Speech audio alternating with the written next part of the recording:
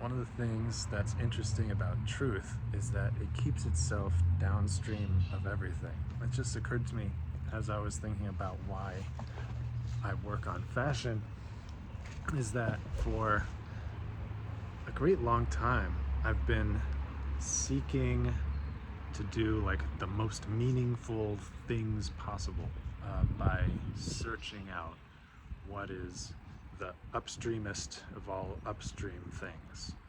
By fixing this or helping this or working on this, what consequent effects will be the best and the most profound? It's kind of like, I don't remember who it was, it might have been Emerson or Thoreau or something like that. He said, for every 1,000 people hacking at the branches of evil, only one is hacking at the root.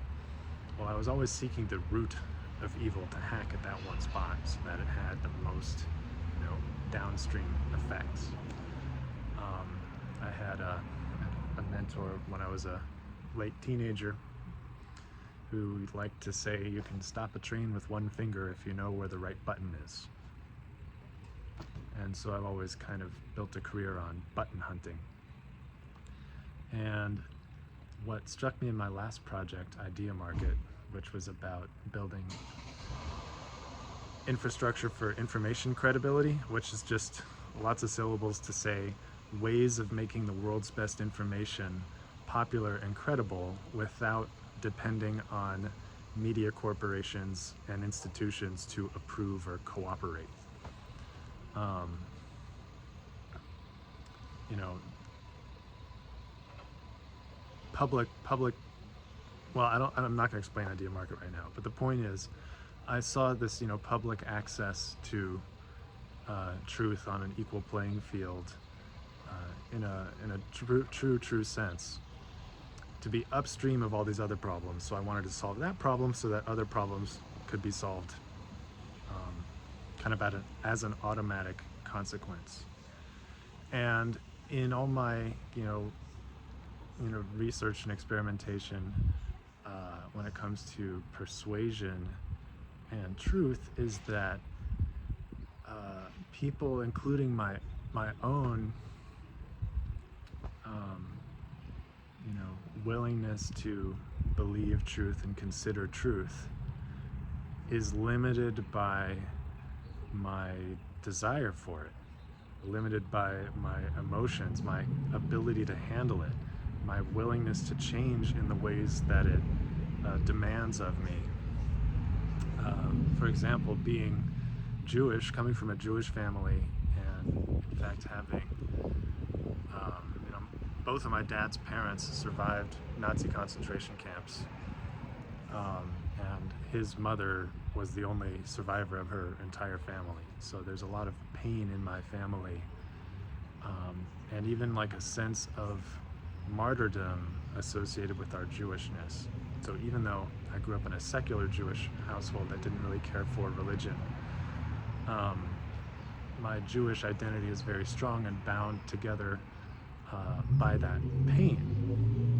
And so since my Jewishness is secular and not religious, I never wanted to be Christian. I wanted to remain not Christian, and I grew up in an environment where Christianity as an identity was the only identity that was really contradictory or incompatible with Judaism or my family's Judaism. So I never wanted to be Christian. And, I actually, intellectually realized Jesus was the divine Messiah of the Jews long before I let that affect my life. And it was only when I decided I was willing to, to suffer the humiliation of changing my mind on how I let that affect me, when I suffer the humiliation of becoming Christian, of assuming this identity that I never wanted and that felt so contradictory and unnatural to me. It was only then that I was really able to have a deep and profound, acceptance of Jesus and let him start to lead my life and way of interfacing with the world. So what am I what am I getting at here?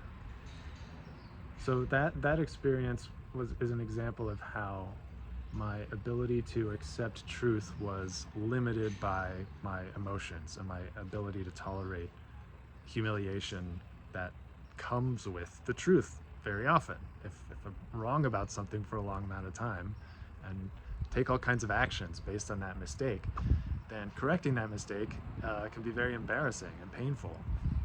But that embarrassment and pain has nothing to do with what the truth is. It's a totally unrelated thing. But it limits, in a very real way, my willingness and ability to know and accept and deal with the truth honestly. So, all right, all of that is to explain why I'm working with fashion, why I'm starting a fashion business, and it's because truth is more humiliating to the extent that we think falsehood is cool. If we think the wrong things are cool, then we will be embarrassed by the right things. And if we think the right things are cool, we will have an easier time, we will have a less humiliating time aspiring to believing and trusting and loving the things that deserve those. So I was, I decided at some point, in the last year, to buy myself some cooler clothes to just try to be more conscious and fashionable about how I appear. And I went to some, swanky stores, and I found some things that looked cool, but just weren't satisfying, and they had brand names I didn't care about all over them. And I realized, I should just make the things that I think are cool, make the things that, are flashy in the way that I want to be flashy, and outrageous in the way that I want to be outrageous, while also speaking silently and visibly the things that I want to speak. So when I wear the clothes that I've made, there's this sense that I'm making an argument for what is cool and what deserves to be considered cool and what high fashion really ought to be. Fashion is an art. There is a lot of high art that is Catholic. Why not have fashion be distinctly Catholic? Why not have high fashion be distinctly Catholic? And I'm not arguing that t-shirts and sweaters are high fashion, but I'm definitely trying to incorporate great and high art into them from the public domain, because I'm not a visual artist. I can't really do that from scratch. So all of this is a very roundabout way of explaining that fashion is an intervention at the emotional level of our ability to accept truth. It's a very subtle kind of surgical intervention into the minds of people that we encounter every day to make the truth of Christ a little less embarrassing and a little more cool, because it is wrong that it should be embarrassing to embrace the truth and to embrace Christ. That is an incorrect fashion sense.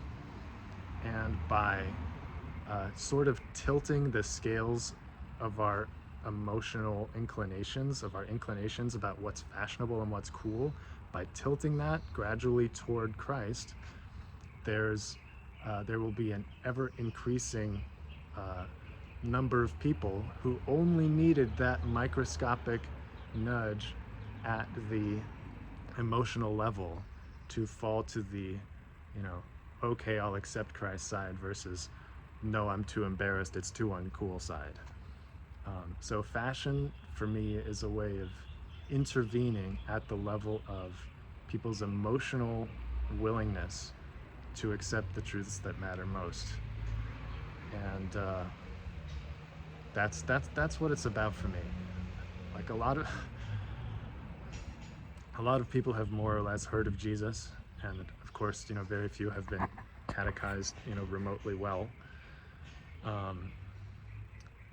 But if we act like our Catholicity is something worth aspiring to and worth displaying loudly, like a rock star displays their persona loudly, that is a more accurate, uh, that is a more faithful representation of what is truly fashionable than the fashions created by atheists. And so I think we have a right and a responsibility to occupy that space, to take up space in the world of fashion, so that it's not just atheists and child sex traffickers and other weird monstrosities deciding what is cool and making arguments about what is cool. And that's what High Gothic Casual is all about. It's about taking these, the pinnacle of beauty and turning it into a very quiet, in a verbal sense, but very loud in a cultural sense, arguments about what really deserves our aspirations. So I hope that makes sense. It's been pretty long-winded, but I appreciate deeply anybody who's made it with me this far, and I'm happy to unpack any part of this at length if there's interest. So God bless you. Thanks for being here, and we'll talk soon again, I'm sure.